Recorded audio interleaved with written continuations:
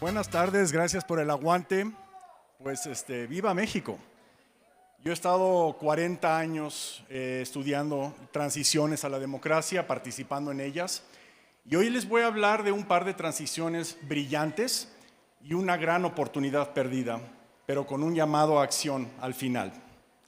Bueno, recuerdan a Lech Wałęsa, ¿no? Nuestro gran héroe en Polonia, que gracias a él, su valentía, un líder sindical, se colapsó el comunismo en lo que antes era el bloque soviético, que todos pensábamos que iba a perdurar, nunca iba a acabar, a menos que no fuera por una tercera guerra mundial, nuclear, etcétera, ¿no?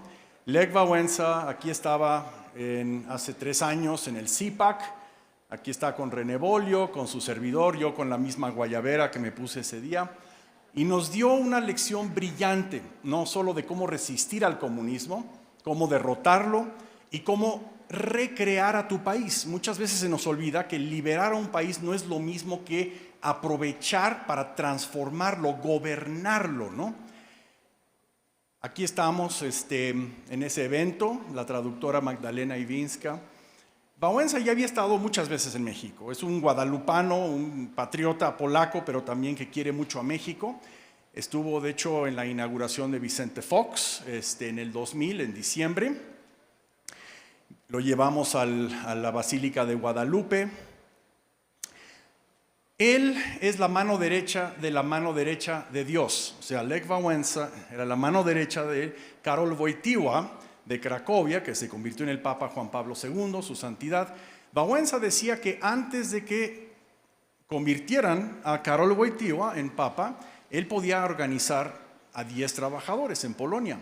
Pero después de que el Papa fue electo y fue a Częstochowa y famosamente dijo: pierdan el miedo, mis hermanos y hermanas polacos, Wałęsa dice que entonces él pudo organizar 10 millones de polacos. De hecho, Solidarność, su sindicato, tenía 10 millones de miembros.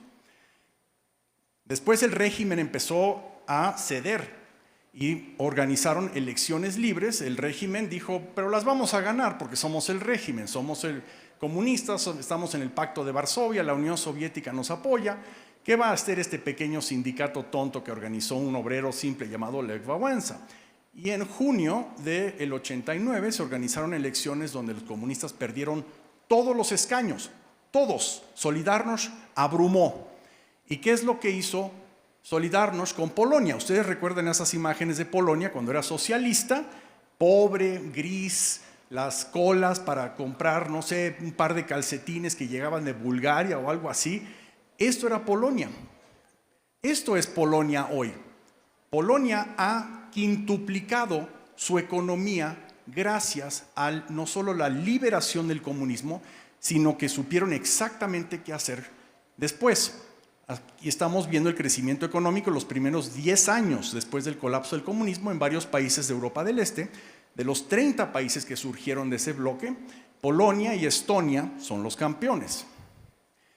De hecho, Polonia empezó con el per cápita de Irán, imagínense, el per cápita de poder adquisitivo, y hoy Polonia es igual que Japón en poder adquisitivo. Es impresionante lo que han logrado. Y el arquitecto de todo eso, que de hecho iba a venir al CIPAC, desafortunadamente al último minuto no pudo venir, el profesor Balcerowicz, que fue el ministro de Economía de Polonia en ese primer gobierno de Solidarność. Bueno, la otra gran transición de Estonia, Mart Laar, que a los 32 años hizo primer ministro, ahí me ven junto a él, en Miami, porque lo trajimos a Miami para que comparta cómo él transformó a Estonia de una parte reprimida de la Unión Soviética a el tigre báltico. O sea, Estonia rivaliza a Taiwán y a Corea del Sur en el crecimiento, el desarrollo tan rápido, ¿no? Y aquí estamos con nuestros amigos cubanos. Uno de ellos, Orlando, habló en el CIPAC un par de veces. El americano y el mexicano, ¿no? De hecho, Miami-Dade County, el condado de Miami, convocó, oficializó un día Mart Laar. Y aquí les están entregando su diploma Mart Laar del día Mart Laar en Miami. Qué bonito, ¿no? También lo traje a México, el Foro Siqueiros, pero en México como que su mensaje no resonó tanto. Los cubanos lo adoran, los cubanos dicen que quieren una Estonia en el Caribe, tienen muy claro lo que quieren hacer una vez que se colapse el comunismo, que liberen a Cuba por fin. En México como que bueno, qué bonito y tal, pero no. Aquí está Luis Felipe Bravo Mena, que fue presidente del PAN, ¿verdad? Y no, como que no entendió muy bien el mensaje de Mart Laar. Mart Laar nos dio muchas lecciones que como que en México no prendieron, ¿no? Desafortunadamente. Polonia y Estonia empezaron con algo muy crítico para una transición exitosa. Un nuevo gobierno comprometido con un cambio radical, lo cual desata una bola de otras consecuencias, tanto económicas como políticas, como sociales, que reinventan a tu país. Aquí los éxitos y los fracasos, y los en medio, ¿verdad? Los primeros 10 años de transición. Nadie debate que la República Checa, Estonia, Polonia y Hungría son éxitos. Nadie debate que a los primeros 10 años, digamos por ahí del cambio de milenio en el 2000, Rusia, Ucrania, Belarus, Serbia eran fracasos. ¿Y qué es lo que diferencia un éxito de un fracaso? Si todos empezaron como comunistas, ¿verdad? Ucrania y Polonia tenían el mismo PIB per cápita en los últimos años del comunismo. Entonces, ¿qué pasó? ¿Qué pasó? Aquí vemos a los grandes héroes de las transiciones. No solo nuestro amigo Wałęsa, no solo Mart Laar, sino que Václav Havel. Nadie ha oído hablar de Jan Manitsky, el director de privatización de Estonia. Este es Jan Manitsky. Jan Manitsky nunca han oído, pero sí han oído Chiquitita, Tell Me the Truth, ¿no? Dancing Queen, el manager fundador de ABBA. Nació en Suecia, hijo de refugiados estonios, y Mart Laar le habló y le dijo, oye, vente a ser mi ministro de privatización. Y él dijo, pero yo soy el manager de una banda de rock y retirado. Dijo, precisamente, ¿no? No has tenido experiencia en nada de gobierno. La privatización más exitosa de toda Europa del Este fue la de Estonia. Aquí tenemos a los malhechores. Gracias a ellos guerras civiles, cientos de miles de muertos. El presidente de Lukashenko ha estado desde el 94 aferrándose al poder, etcétera, ¿no? Grandes ladrones. ¿Notan algo interesante del background? Nada más para recordar, el background de estos, gente de la sociedad civil, gente que nunca participó activamente en la construcción o la perpetración del sistema totalitario. Flotaban, ¿no? Como músico, como rockero, como físico matemático, cinematógrafo, lo que ustedes quieran. Gente normal. ¿Y qué pasó? Donde más participan las élites del previo régimen después de la liberación, peor le va al país y no hay una sola excepción de esos 30 países postcomunistas. Václav Havel de Checoslovaquia y de luego de Chequia dijo, prefiero inexperiencia temporal a sabotaje permanente. Los grandes éxitos de Europa del Este son los que rompieron con el pasado, ¿verdad? Fueron reelectos una y otra vez. Mart Laar está muy feliz. Aquí estamos en Ixtapa con su esposa y sus hijos, etcétera. También él adora a México. ¿Quién se acuerda de Maquio Manuel Cloutier? Para mí era un gran héroe, ¿verdad? Aquí yo estoy. ¿Qué entusiasmo despertó en la sociedad Maquio Cloutier? ¿A poco no? Yo en esa campaña yo conocí a gente que son mis amigos hasta la fecha. Era una verdadera campaña de la sociedad civil. Y yo me fui con la finta también de que el Partido Acción Nacional, el PAN, era la gente decente, ¿no? Era la punta de lanza, el partido de la gente que quería no solo acabar con el PRI-sistema, PRI-partido, ¿no? PRI-sistema, desmantelar el PRI-sistema.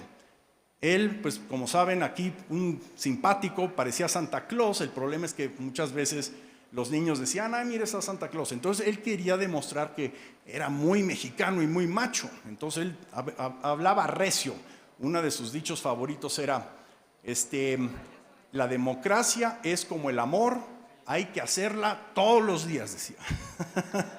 Bueno, Maquio Cloutier, ya 6 años después, con Vicente Fox, yo regresé también a ayudar al PAN, como siempre hacía, para derrotar al PRI, ¿no? Esa era la meta. Pero para entonces yo ya dirigía las relaciones internacionales de la campaña junto con Carlos Salazar, del PAN, ¿no? Aquí estamos en la Casa Blanca, aquí estamos en la Convención Republicana en Filadelfia, que eligió a George Bush. ¿verdad? Como el candidato junior, ¿verdad? Como el candidato a presidente. Ustedes recuerdan el 2 de julio del 2000 la euforia de haber derrotado inesperadamente al PRI y al PRI sistema con 7 puntos. ¿Y qué pasó después? ¿Se acuerdan de la inexperiencia temporal a sabotaje permanente? El horror, la pesadilla, especialmente para alguien como yo que he estado estudiando el éxito y los fracasos de las transiciones. Vicente Fox se rodeó con lo peor del previo régimen. Lo peor del previo régimen. Un tal Durazo, un tal Gertz Manero, un tal Paco Gil. Todos habían trabajado para Luis Echeverría o gente similar en el previo régimen. Y yo les había dicho, señores panistas, si ustedes, mis viejos amigos de la campaña, si ustedes quieren tener un verdadero nuevo país, etcétera, lo que tienen que hacer es deshacerse. No entendían. Y yo les enseñé unos artículos del periódico de aquella época, de 1972 en adelante, este es de 1982, donde Alejandro Gertz Manero estuvo involucrado en el suicidio del dueño de un museo en San Miguel de Allende, llamado Miguelito Malo. Yo les enseñé esto a todos estos panistas.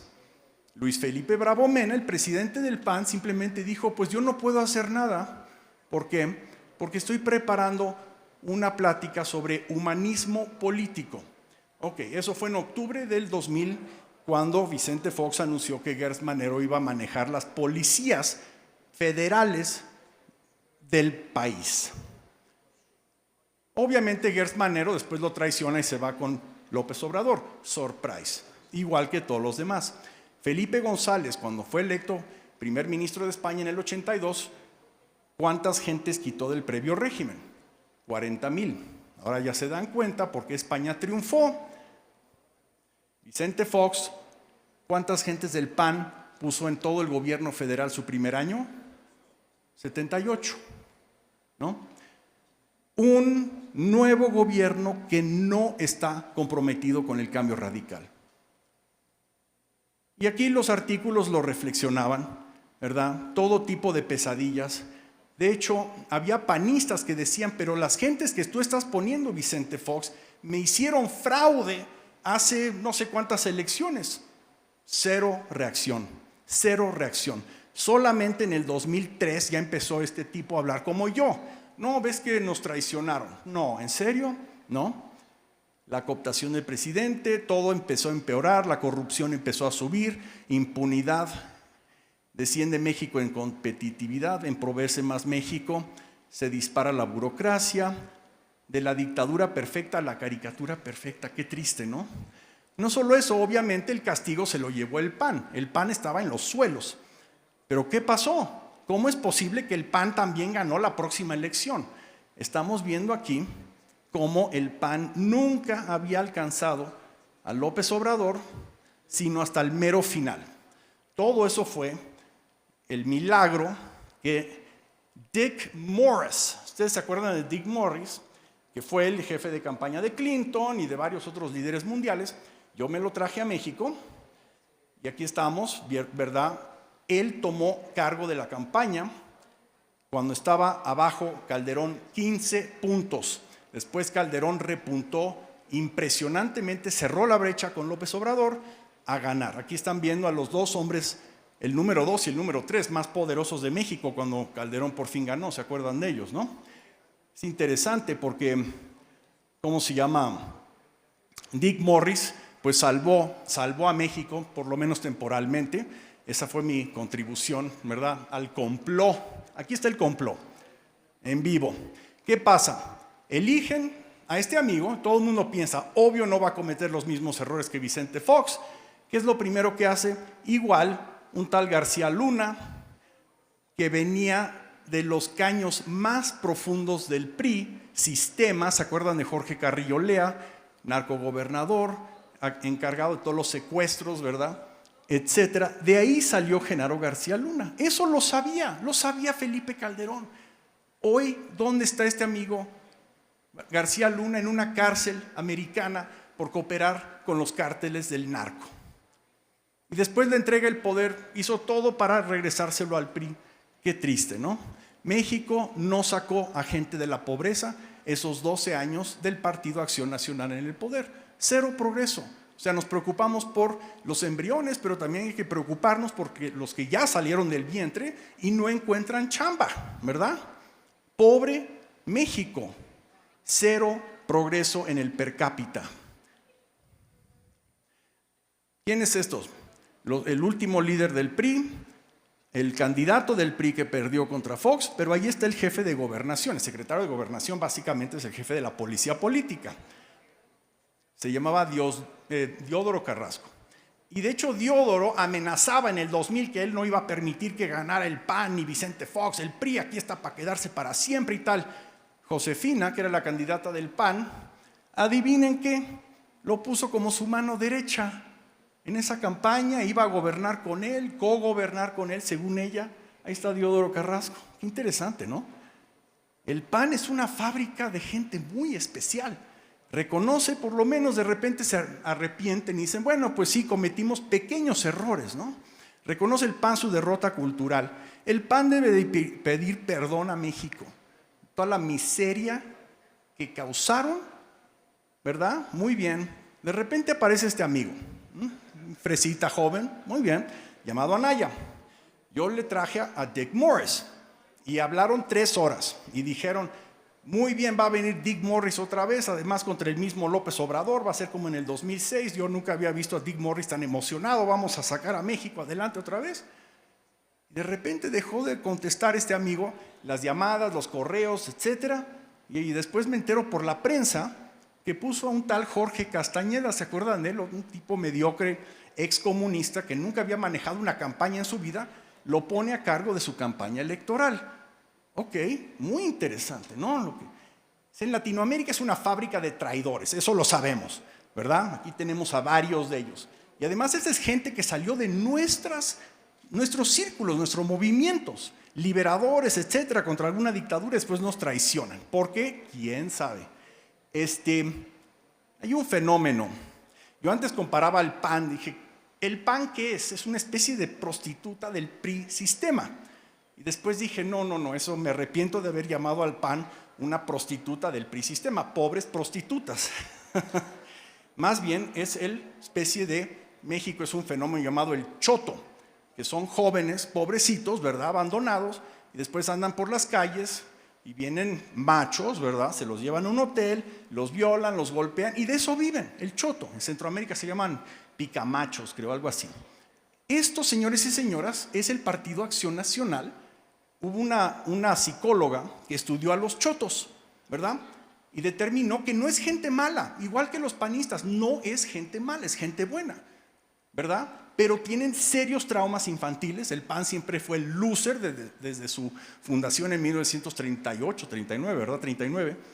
Falta de agencia, en otras palabras, ellos nunca se ven como el sujeto, se ven como el objeto. No es que yo voy a hacer y tornar, no, van a venir a hacer conmigo, ¿no? Y masoquismo. Entonces eso explica el comportamiento del PAN. Obvio, señores y señoras, lo que más urge en este país es fundar otro partido a lo Margaret Thatcher. Aquí estamos con Margaret Thatcher en octubre del 2002. Larga historia. Ella decía, o sea, hablando de agencia, ¿no? Ella decía, an average politician moves towards the center, a great politician moves the center towards herself. O sea, un político promedio se mueve al centro. No, ella movió el centro hacia ella y cambió el Reino Unido. Urgen estas reformas en México de algún nuevo partido thatcherista, que es lustración, o sea, cortar de tajo al PRI sistema, a Morena, etcétera. Esa gente no puede participar en el Nuevo México. Desestatización, patriotismo y una ancla clara hacia Occidente, ¿no? René Bolio, que acabo de hablar, pues él muchos años ha tratado de fundar un nuevo partido. Wałęsa siempre ha sido nuestro aliado, nunca falla Wałęsa, guadalupano, patriota, polaco, mexicano. Esto que fue por ahí del 2005, hace 20 años, es una lucha constante, pero les digo, si tenemos que enfocarnos en algo, hacer una punta de lanza, urge fundar un nuevo partido que no sea el Partido Acción Nacional reemplazarlos, porque de otra forma este país nunca va a salir adelante. Muchas gracias.